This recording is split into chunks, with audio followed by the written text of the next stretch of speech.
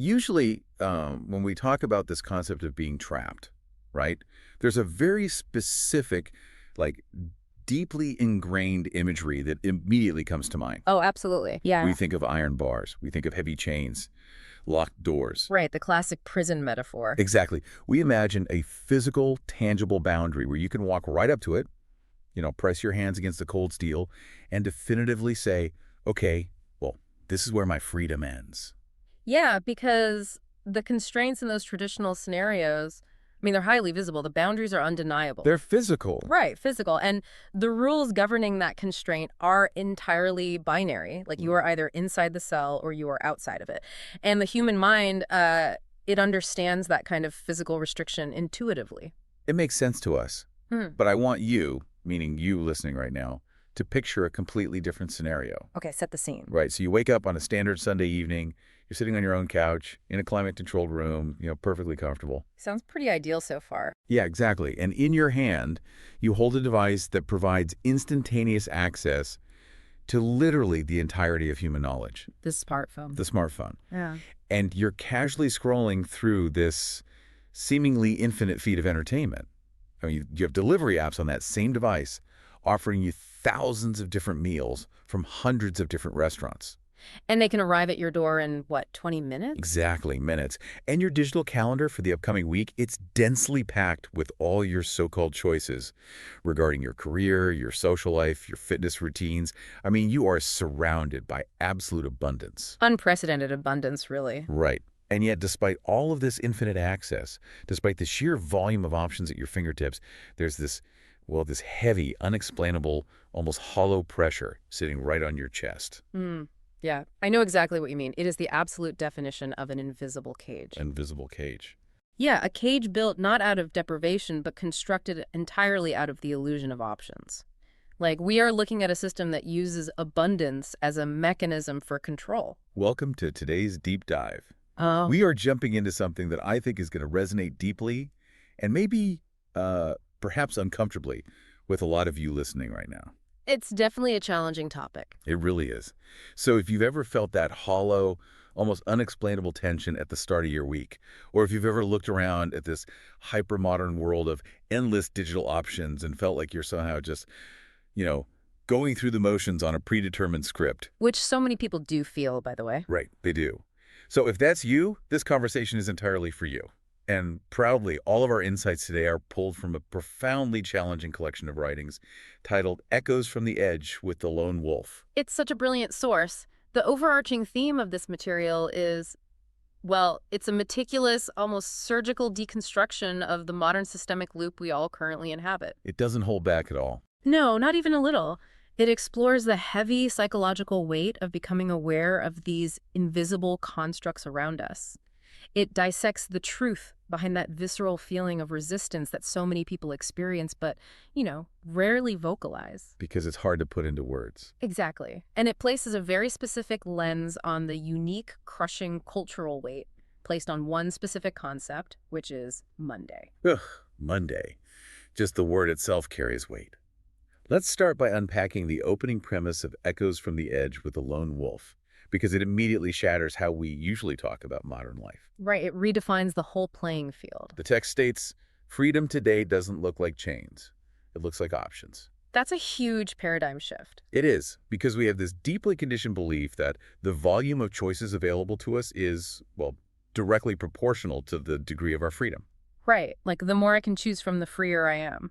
Exactly. The logic goes, if I have 100 different television shows to pick from, I must be a free individual. If I can choose between 50 different career paths or 50 different brands of toothpaste. Or endless paths of constant digital access. Yeah, that sheer volume creates the appearance of absolute control over one's destiny. But the text demands that we step back and really analyze the architecture holding those options, because when we pull back the curtain, a fundamentally different picture emerges. What does that picture look like? Well, the argument presented is that the vast majority of these choices exist within strictly predefined, meticulously engineered boundaries. So we can choose what to watch, sure, but we do not choose the underlying algorithmic architecture that decides which 10 videos are promoted to our feed in the first place. Oh, wow.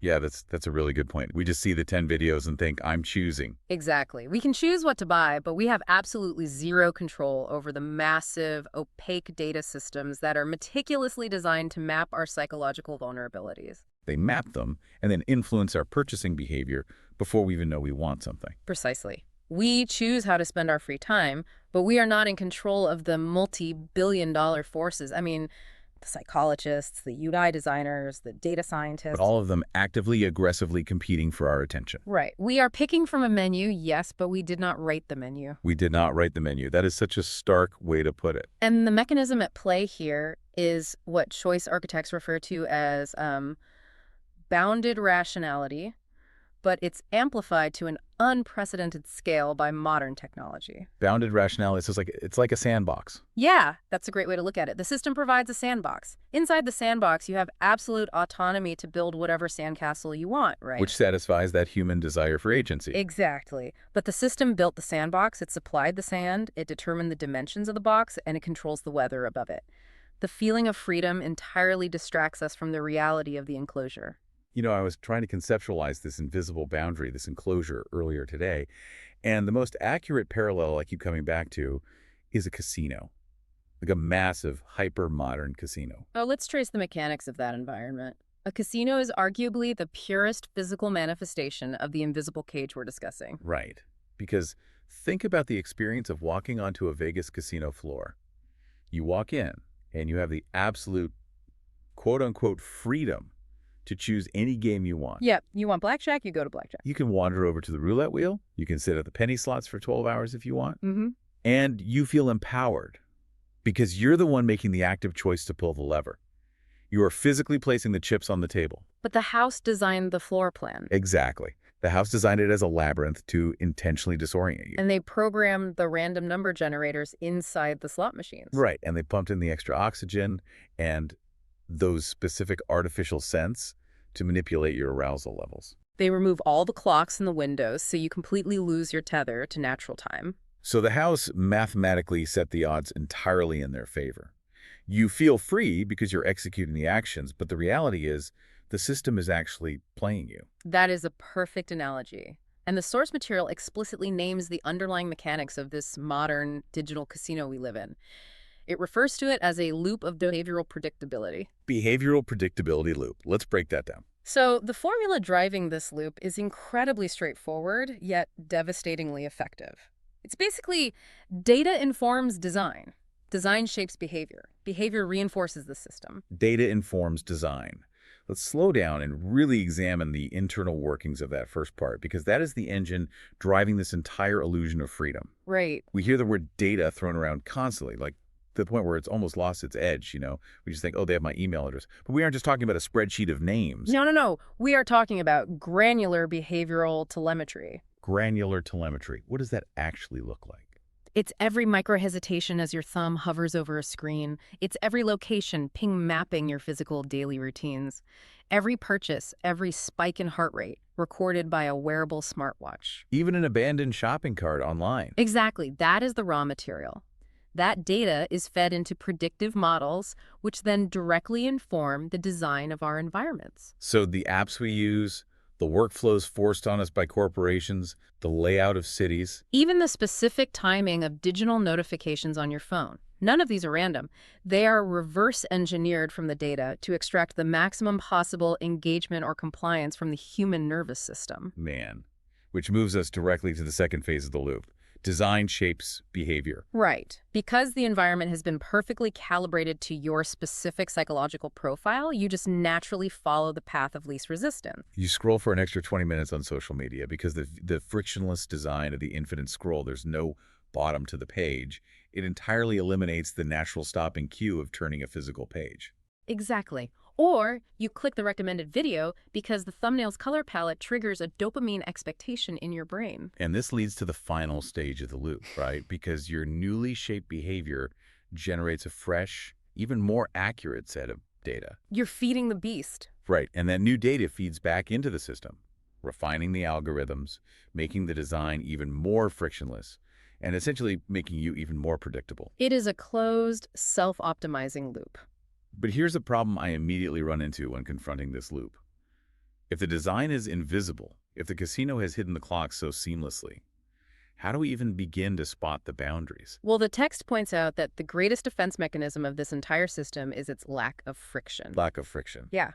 Because it feels so easy to just go along with it, we rarely experience the necessary jolt to stop and question the underlying structure. You just glide along. Exactly. The biological reality is that the human brain is an energy conservation machine. Evolution literally wired us to seek out shortcuts and avoid unnecessary cognitive load. We're built to be a little lazy. Right, efficient. So when an environment provides a smooth, frictionless path, a script that perfectly aligns with our baser impulses for novelty, connection, or consumption, we just default to it. We don't fight it. No. The system literally creates reality through sheer consistency. You don't feel the walls of the cage when you're walking comfortably in the exact center of the room. Wow. You only feel the boundary when you attempt to walk in a direction the architect didn't anticipate. Or when the current forces you to do something that violently violates your internal rhythm. Which, I mean, the psychological implications of that are just staggering. Oh, absolutely. If your attention is being constantly subtly nudged from the literal moment you wake up, reach for your phone, and silence your alarm, all the way until the moment your head hits the pillow at night. How much of your personality is actually yours? Yes. How many of your desires, your anxieties, your ambitions are truly originating from your authentic self versus being artificially curated by this architecture of incentives? It's a terrifying question. And the material frames this not as like a malicious conspiracy by cartoon villains in a smoky room, but as the cold, inevitable output of a machine built exclusively for efficiency and scale. It's just a machine doing its job. Right. Its power lies entirely in its compounding consistency. If an algorithm nudges you 50 times a day toward a specific type of micro-anxiety or a specific aesthetic of consumption or a professional metric. Those nudges don't just influence your Tuesday afternoon. Exactly. Over a decade, those nudges alter your neuroplasticity. They literally solidify into your worldview. It's the concept of erosion, like water carving a canyon. That's a perfect way to describe it. You don't stand there on a Tuesday and see the rock physically changing. Okay. But over time, the relentless, consistent flow of the river dictates exactly where the landscape drops off and where the valleys form. You become the shape the water needs you to be. Yeah, you become the shape the water needs you to be. And the text argues that the sheer scale of this erosion is almost impossible to perceive in our day-to-day choices. We believe we are making independent decisions, but we are essentially just flowing down the canyon carved by the data design loop. But there's a place where we feel it, right? Yes.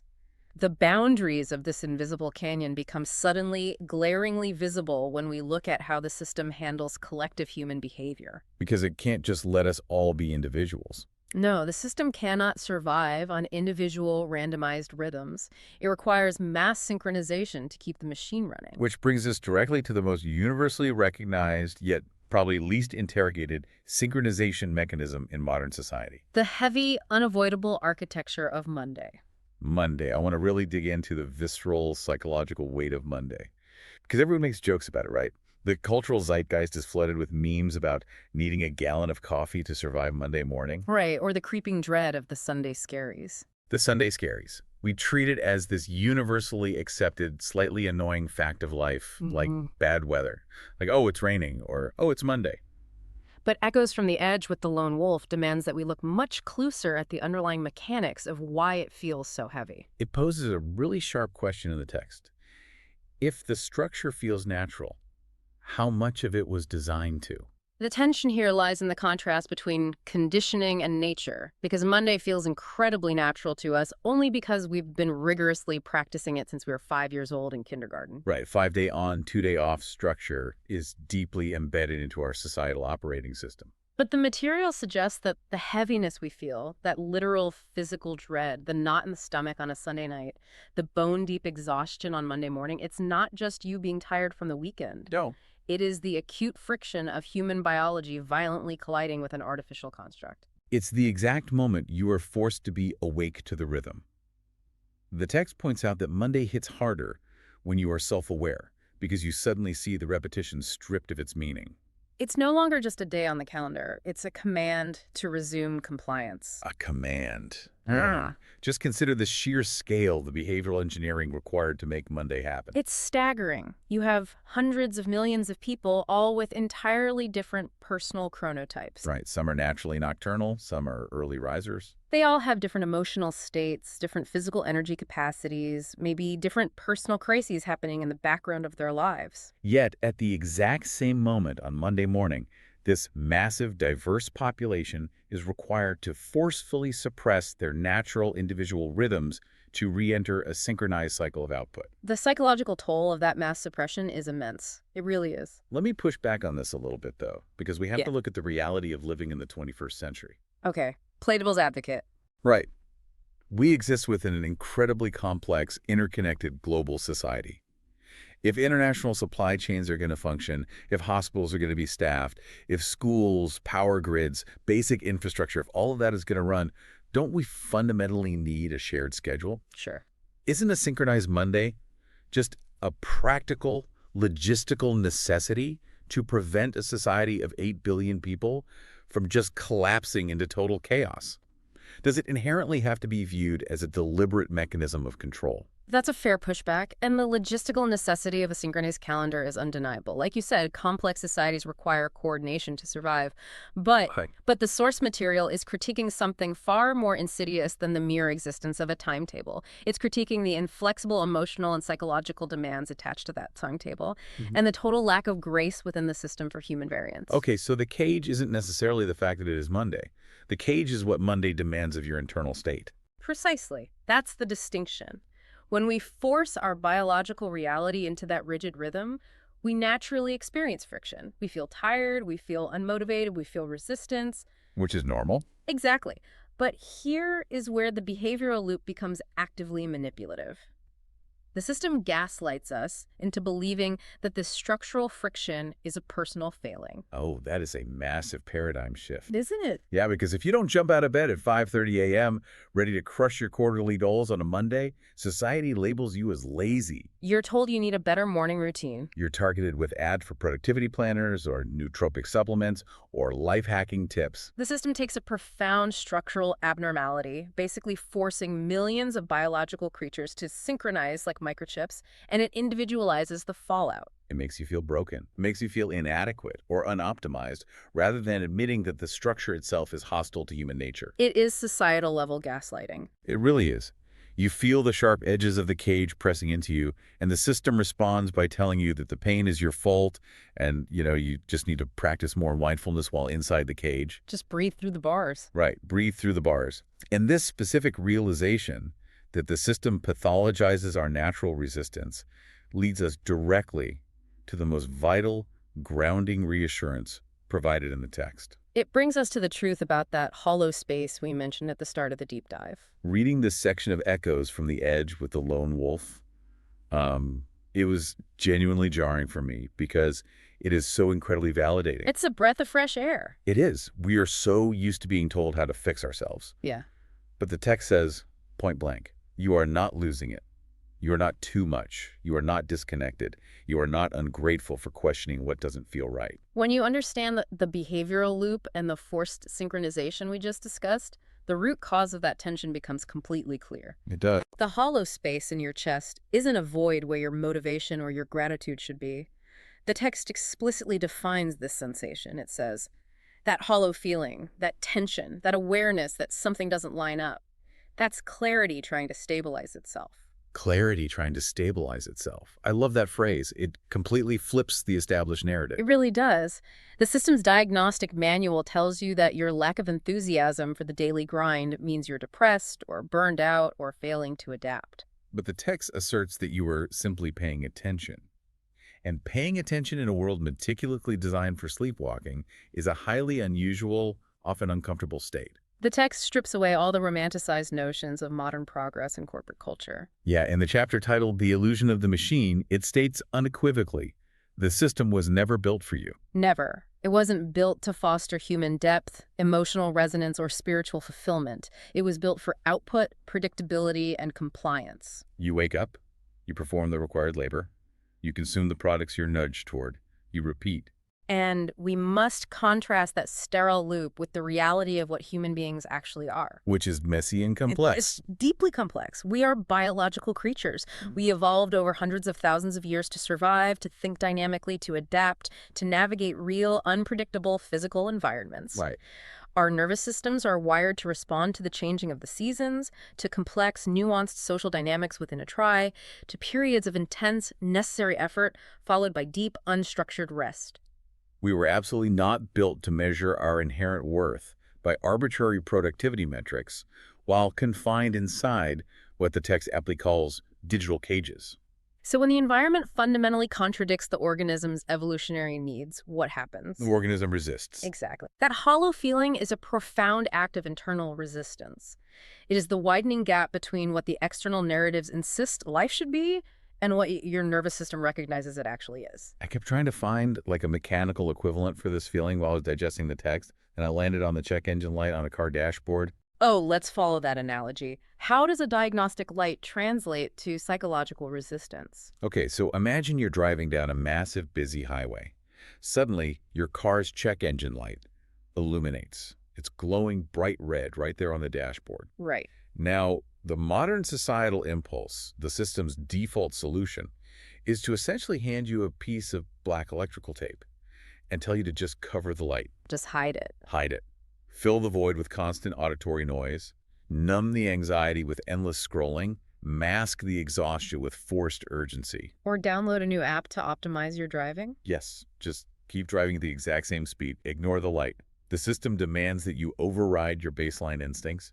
You must normalize the discomfort to maintain the flow of traffic. But what are you actually doing when you feel that hollow space? Right. When you acknowledge the dread of Monday, what you are actually doing is finally pulling the car over to the shoulder. You're stopping. You're turning off the engine, you're opening the glove box, pulling out the manufacturer's manual and saying, wait a minute, the engine is trying to communicate a systemic failure. The discomfort isn't a flaw in the car. No, the diagnostic system is working perfectly. It is accurately reporting that the fuel mixture is toxic or the environment just doesn't match the machinery. The resistance is simply your mind rejecting a mismatched structure. You're not broken for feeling it.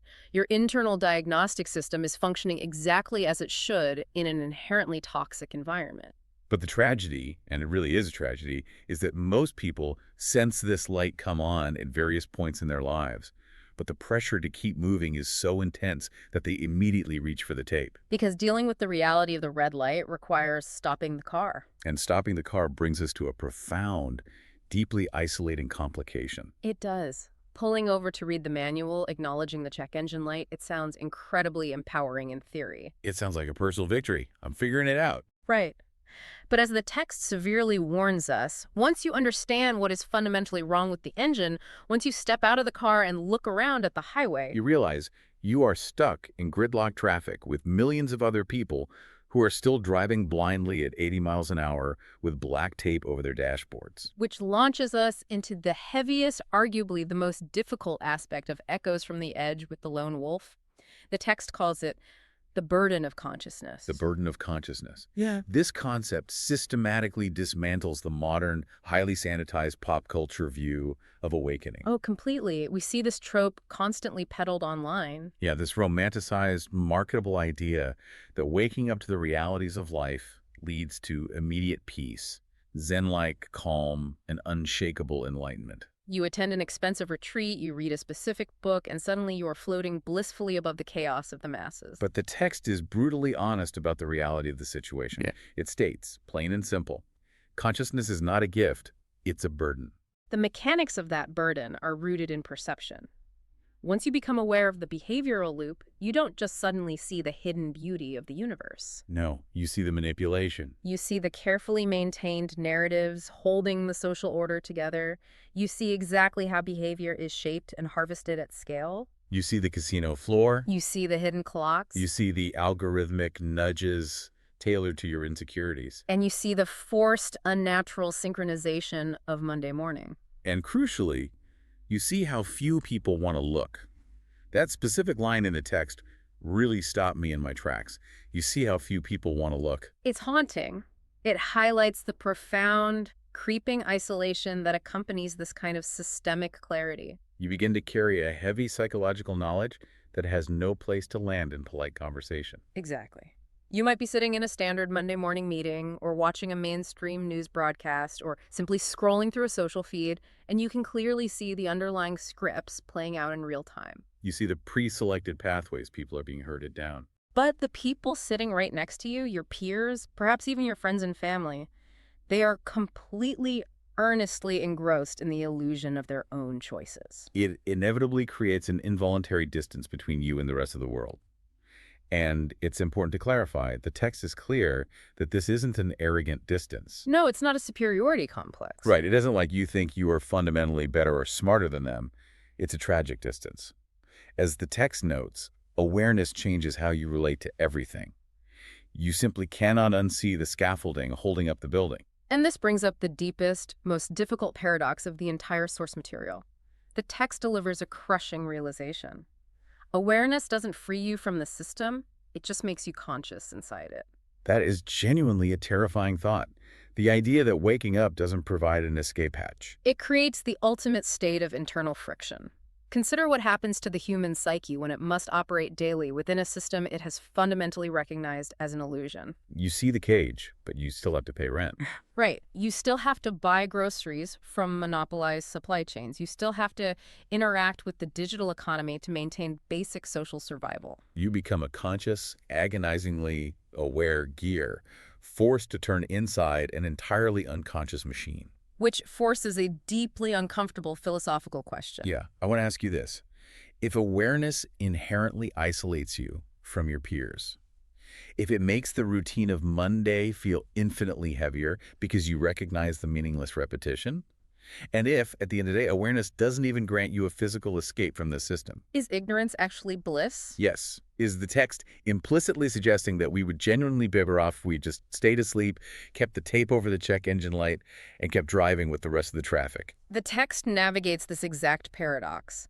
If your ultimate destination in life is simply comfort and a lack of friction, then yes, perhaps ignorance is a form of bliss. Wow. Because the friction of sleepwalking through the system is a dull, medicated, low-grade ache, whereas the friction of full awareness is a sharp, acute, unrelenting pain. But the text argues a point of biological and psychological finality. You cannot go back. Once you see it, you don't get to go back. The human mind won't allow it. No. Once exposed to the underlying pattern, it will not allow a regression back to genuine ignorance. The illusion is irrevocably shattered. Like, you can't unknow the casino odds once you've seen the mathematical formulas. You can pretend, sure, but you can't unknow it. Therefore, the pertinent question is no longer, should I go back to sleep? The question, as the text poses it, becomes, how long are you willing to keep pretending you belong to a machine that doesn't recognize your humanity? That's the real question. You can't go back, but you also don't have to violently bring your life down and move to a cabin in the woods to escape. Thank goodness for that. Right. The final segments of the source material introduce a critical third option, a methodology to transform this heavy burden of awareness from a source of despair into a source of genuine, quiet power. Let's move into that, because I think anyone who has recognized themselves in this hollow feeling, anyone who relates to that, they need to understand that third option. Absolutely. The text frames it around the resonance of internal awareness and real choice. The tone of the material shifts significantly here, right? It moves from diagnosis to application. It does. It introduces the concept of the quiet signal beneath the noise. I love that. It reassures the reader that awareness doesn't arrive as a fully formed, demanding picture, complete with a step-by-step escape plan. It comes in fragments. It manifests as subtle internal shifts, small, quiet realizations during mundane moments. The text describes it beautifully. It says, there is a kind of silence that doesn't feel peaceful. It feels loud. More like something is trying to reach you and you can't quite translate it yet. The critical distinction the text makes here is between two fundamentally different states of being. It points out the massive chasm between movement and meaning. Move it versus meaning. Between raw activity and actual purpose. Between being busy and being aligned. We spend the vast majority of our lives just moving. I mean, the system demands constant activity to generate the data that fuels its design. Respond to the email immediately. Like the post. Order the food. Attend the meeting, meet the quarterly projection, just keep the gears turning. But perpetual activity is not the same as purpose. No. Real choice, the kind of authentic agency the text argues you can reclaim once you see clearly, isn't about picking a slightly different option from the system's predefined menu.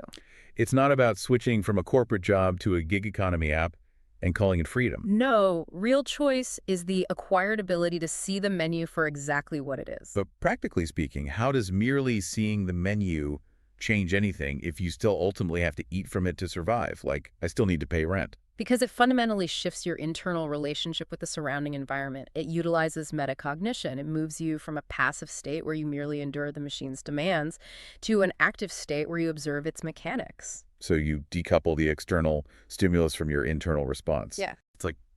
It's like stepping off the dance floor and walking up to the balcony. Oh, let's expand on the architecture of that idea. That's a great visual. Okay, so imagine you're stuck in the middle of a massive, chaotic, overwhelmingly loud nightclub. The music is deafening, the strobe lights are blinding and disorienting. Everyone is packed shoulder to shoulder, sweating, moving frantically to the exact same heavy beat. A very overstimulating environment. Extremely. And when you are down there on the floor, you are just enduring the environment. You are merely surviving the crush of bodies. Your heart rate is reacting involuntarily to the bass. You have absolutely no perspective on the room. Your entire reality is the immediate chaos around you. You are fully caught in the behavioral loop, reacting exactly as the environment dictates. Exactly. But when the burden of awareness hits you, you make a choice to walk up the stairs to the second floor balcony overlooking the floor. Okay, you've elevated your position. Right. Now, physically, you are technically still inside the nightclub. You still hear the loud music, you still see the flashing lights, you haven't magically escaped the building. You're still in the system. But you are no longer caught in the frenzy. You are leaning on the railing, looking down from above, and you are quietly observing the patterns of the crowd. You can clearly see how the DJ changes the tempo to manipulate the energy of the room. You see the flow of the bodies toward the bar. Yes, that vertical distance, that psychological separation between the environment and your internal state is where your real agency lives.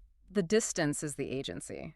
The text doesn't instruct you to run out of the building or to violently rebel against the crowd. It simply invites you to notice, to establish that pause between the system's nudge and your own reaction. And this brings us full circle, right back to Monday morning, the ultimate synchronization mechanism we discussed earlier. The text offers a profound, actionable reframing of how to approach Monday. It states, Monday doesn't have to be something you endure, it can be something you observe. Wow.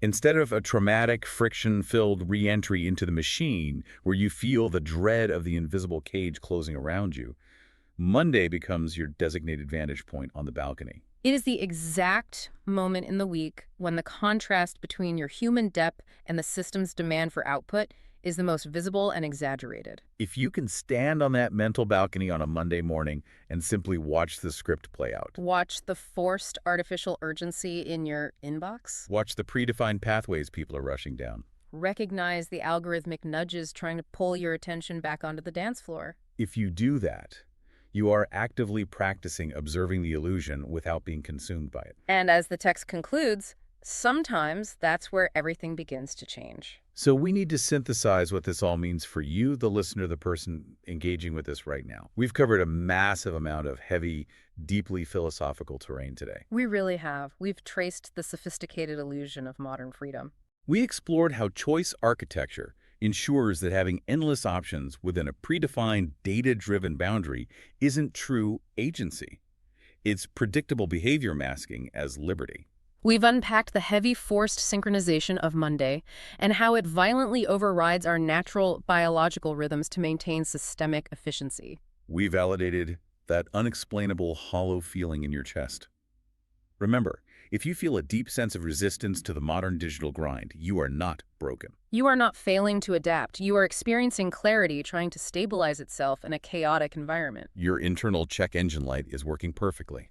We also acknowledge the very real, isolating burden of waking up. It is heavy to see the underlying structure of the machine while you are still legally and economically required to live inside it. You can't unsee the casino floor, and you can't unknow the odds. But you hold the power to step up to the balcony. You can shift your daily existence from enduring the system to observing it. Real choice isn't picking a different app to endlessly scroll through.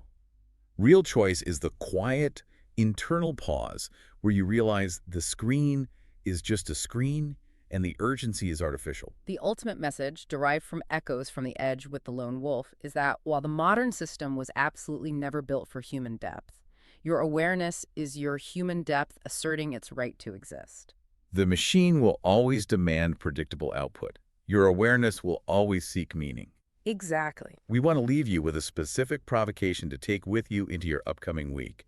We encourage you to use this coming Monday, not as a mechanism of forced compliance, but as your own personal laboratory for observation. Stand on the balcony. Watch the gears of the machine turn.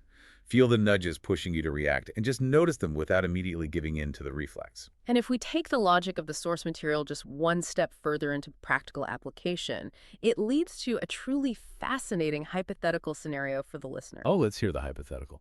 Well, we've established that this entire invisible cage survives exclusively on a closed loop of behavioral predictability. Data informs the design, and the design guarantees your behavior. Right. It is a machine that fundamentally requires you to be statistically predictable in order to maintain its efficiency and its control. It desperately needs to know what you will click, what you will buy, what time you will wake up, and exactly how you will react to the pressures of Monday. So, what happens to the machine if you consciously choose to introduce absolute randomness into your life? Oh, wow. That is a brilliant way to weaponize the balcony. Right. If the machine requires your predictability to keep you trapped in the loop, what happens if you begin making choices that no algorithm on Earth could ever foresee? What if you take a completely different, illogical route to work? What if you abandon a digital routine without warning? What if you respond to a manufactured social media nudge with complete, unbothered silence? What if you choose a physical path through your day that generates 0 digital data points? Do you short-circuit the loop, even just for a fraction of a second? That is something incredibly profound to think about the next time the system nudges you toward the expected, frictionless path. Can you be the variable the casino didn't calculate? Introducing randomness is the ultimate test of the agency you find when you separate yourself from the immediate environment. It proves the machine doesn't own your next move. Next time you feel the weight of those invisible boundaries closing in, next time you are sitting on the couch on a Sunday night, looking at a digital menu of 1,000 infinite options, but feeling entirely trapped in your own life, remember that the heavy pressure sitting on your chest isn't the feeling of the cage locking. It's the feeling of you finally waking up to see the bars. And once you can see them, you can finally decide what to do next. Thank you for taking this deep dive with us.